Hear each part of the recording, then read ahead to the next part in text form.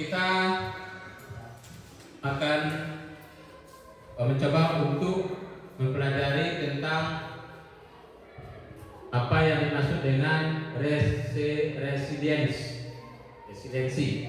oke? Atau apa itu residensi? Nanti kita akan buka bersama-sama. Tapi sebelum itu kita breaking dulu. Semuanya tegak dulu. Berdiri semuanya.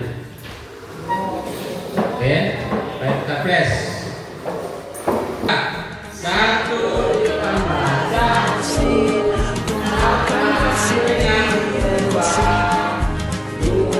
jaga konsistensi dan jalin koneksi, membangun kolaborasi dan menata situasi.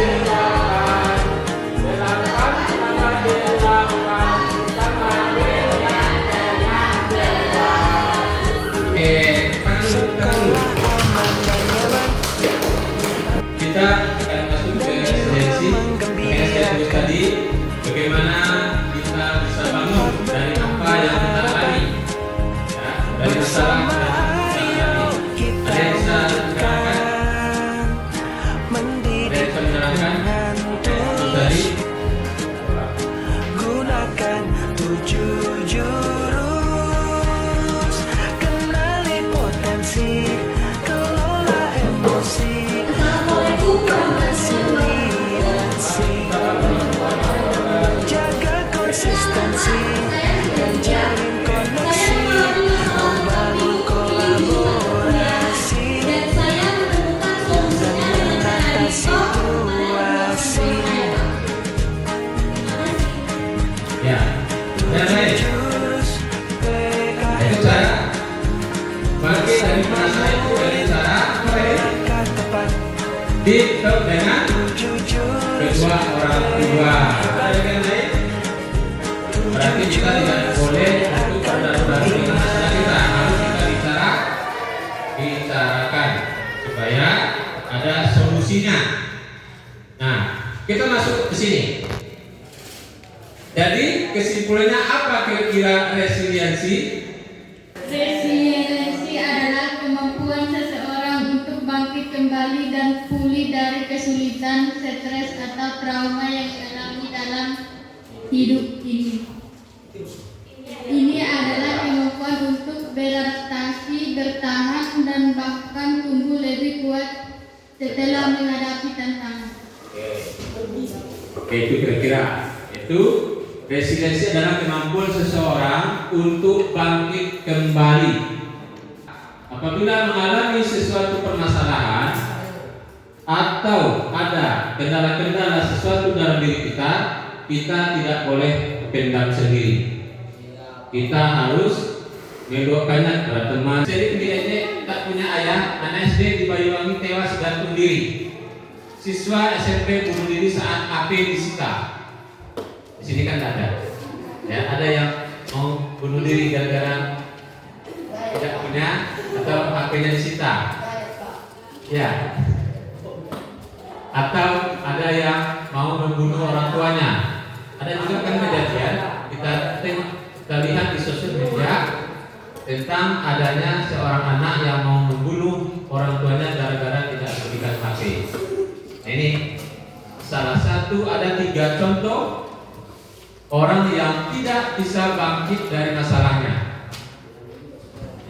Makanya perlu kita untuk dapat mempelajari bagaimana resiliensi ini sangat penting untuk kehidupan kita.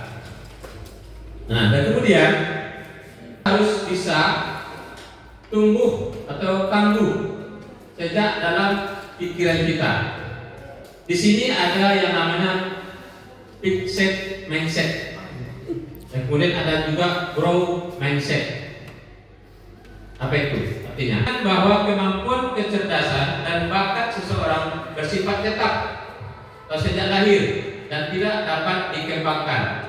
Ya, kadang-kadang ada orang sukses. Kita akan baca di sini. Kalau fixed mindset ini adalah dalam diri kita, bawaan dari lahir, ya, pemikiran bawaan dari lahir. Bahwasanya semua itu yang terjadi kepada diri kita itu adalah sudah takdir, tidak bisa lagi dirubah. Sementara grow mindset sini adalah bawaan dari lahir, ya, pemikiran bawaan dari lahir. Bahwasanya semua itu yang terjadi kepada diri kita itu adalah sudah takdir, tidak bisa lagi dirubah. Sementara grow mindset sini adalah kemauan. Dari jangan sekali kita dipuji dan meleleh langsung ya. Dan kecerdasan atau kemampuan dan kecerdasan dapat dikembangkan. Ya, bahwasanya apa yang ada dalam diri kita tadi itu bagaimana kita bisa bangkit dari permasalahan itu adalah kemampuan kita untuk dikembangkan. Bukan kita larut dari permasalahan itu. Ya. Contohnya, jadi kita bisa ini mengubah mindset kita yang selama ini. Kalau kesuksesan, saya bisa sukses jika punya bakat. Ini pemikiran-pemikiran orang yang mempunyai mindset, ya. Contohnya mana? Ini adalah orang-orang yang pasrah, tidak mau bangkit. Sudah takdir saya itu, ya. Saya bisa sukses jika punya bakat. Jadi orang yang tidak punya bakat tidak bisa sukses. Ini pemikiran orang yang mindset. Kemudian grow mindset.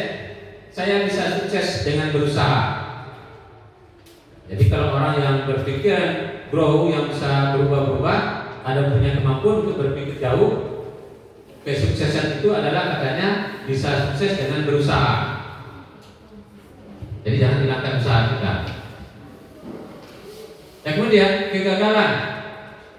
Apabila menemui kegagalan, dia menyerah. Ini orang yang mindset, menyerah dia. Tapi kalau orang yang berpikiran maju, saya akan coba lagi. Dan kemudian dalam kesulitan, orang yang biasanya mengandalkan yang ada dalam dirinya, dia akan berpikir saya tidak bisa. Kalau orang yang punya grow mindset, dia akan bilang saya belum bisa. Beda ya, saya tidak bisa dengan saya belum bisa. Kalau tidak bisa memang tidak ada perkembangan lagi. Kalau belum, jadi dia dikembalikan nanti diri dia. Dan Tuhan ini adil ini. Ya, masalah ke saya aja, orang lain dia enak-enak aja hidupnya nampaknya. Karena orang lain itu tidak bercerita sama kita sebenarnya. Semua kita ini punya masalah semua. Apa masalah yang terjadi pada saya? Kalau orang yang berpikir maju, dia akan cari solusi apa yang bisa saya upayakan. Jadi kita berusaha untuk mencari solusi. Dan kemudian apabila ada kritikan, orang yang berpikir mindset, dia akan sakit, hati. Tapi kalau orang yang berpikir grow mindset, itu terima kasih, saya akan memperbaikinya. Itu bedanya. Jadi kalau kita mempunyai pemikiran grow mindset semua, enak hidup ini.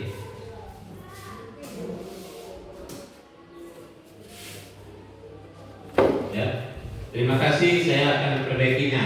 Jadi kalau orang yang berpikiran mindset, dia akan sakit hati, kan? Ada berkelahi dari nantinya, bukan memperbaiki diri, dia berkelahi dia. Saya percaya bahwa kecerdasan saya, dasar saya adalah sesuatu yang tidak dapat saya ubah terlalu banyak. Apakah ini termasuk mindset atau grow mindset?